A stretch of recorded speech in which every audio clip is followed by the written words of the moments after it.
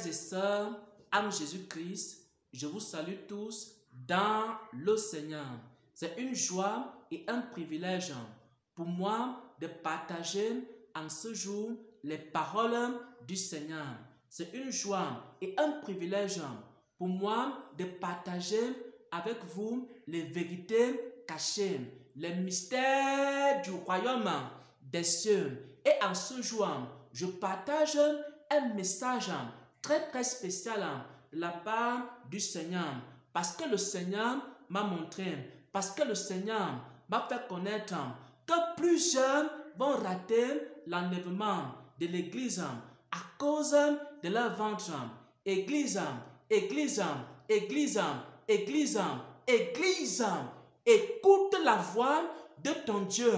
Plusieurs rateront l'enlèvement de l'église à cause de leur ventre, à cause de l'amour, de la nourriture, à cause des excès de table, dit le Seigneur. Le Seigneur m'a montré cela dans un songe. C'était le 13 janvier 2023. Avant de partager ce songe-là, j'aimerais que nous partagions un passage des Saintes Écritures. Luc 21, au verset 34. Luc 21, au verset 34. Il est écrit, dans ce passage, Jésus-Christ était en train de parler des événements des temps de la fin qui précèdent l'enlèvement de l'Église. Et maintenant, Jésus a donné des recommandations à ses apôtres, à ses disciples. Il a dit ceci, prenez garde, vous qui vous préparez à l'enlèvement de l'Église. Prenez garde, vous mes disciples. Prenez garde, vous mes apôtres. Prenez garde à vous-même de crainte que vos cœurs ne s'appesantissent.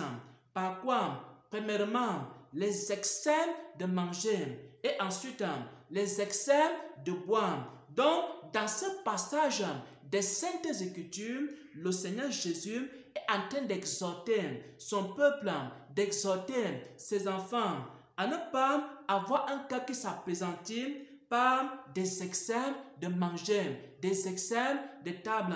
Pourquoi? Parce que si quelqu'un mange à l'excès, si quelqu'un mange 4, 5, 6, 7 fois par jour, si quelqu'un est toujours en train de grignoter, en train de manger, alors il est en train de commettre un péché aux yeux de Dieu.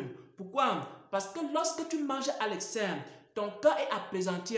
Et parce que ton cœur est appesanti, alors tu n'as plus les dispositions de cœur pour jeûner, pour prier et pour passer du temps dans la présence de Dieu.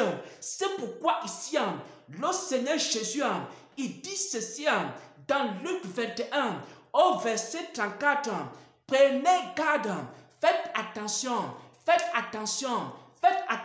peuple de Dieu, de peur que vos cœurs ne soient point appesantis par les excès de manger et les excès de boire. Si quelqu'un se prépare à l'enlèvement de l'église, il doit aussi savoir que on se prépare à l'enlèvement de l'église par le jeûne et la prière. Si tu te prépares à l'enlèvement de l'église, il faut que tu prennes cela au sérieux et que tu aies une vie de jeûne et de prière. Et c'est ainsi que tu seras prêt à l'enlèvement de l'église. Parce que tu pourras dominer et vaincre certains péchés. Tant que tu manges à l'excès, tant que tu ne jeûnes jamais, alors tu ne pourras jamais dominer sur certains types de péchés. Tu ne pourras jamais avoir une vie de prière. Et si tu n'as pas une vie de prière, tu seras toujours faible. Et si tu es faible, tu vas pécher. Et si tu pêches, tu vas aller en enfer. Pourquoi? Parce que le salaire du péché, c'est la mort. Maintenant que j'ai partagé ce verset biblique, j'aimerais partager ce que le Seigneur m'a montré concrètement.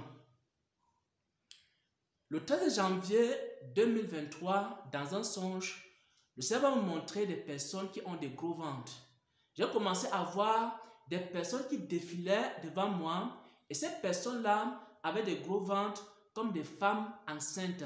Ça, c'est la vision ou alors le songe que Dieu m'a montré. Et maintenant, je me posais la question de savoir pourquoi est-ce que ces personnes-là ont des gros ventres. comme des femmes qui sont prêtes à accoucher, comme des femmes qui sont enceintes de 7 mois, comme des femmes qui sont enceintes de 8 mois, de 9 mois, dont la grossesse est à terme. Je vois des hommes avec des gros ventres.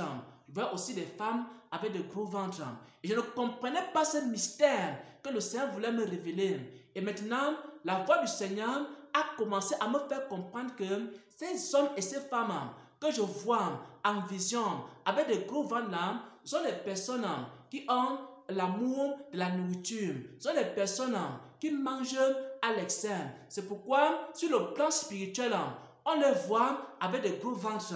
C'est pourquoi, sur le plan spirituel, on les voit avec des ventres, comme des ventres des femmes qui sont prêtes à accoucher.